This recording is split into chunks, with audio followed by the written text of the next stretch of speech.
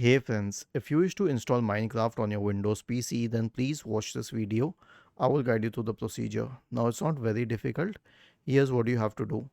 Search for Store in the Windows search bar and go to Microsoft Store.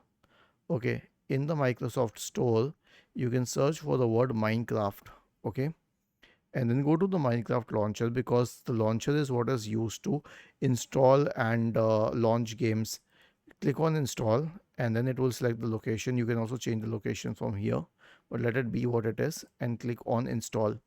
Okay, so why are we just installing the Minecraft launcher? Why are we not installing specific games? Because this Minecraft launcher will allow you to install specific games.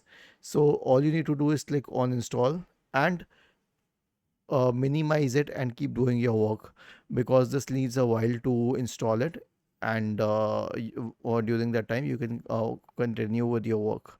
Was this helpful? If yes, then please subscribe to the channel. If not, then let us know in the comment section of the video on how we could help you further.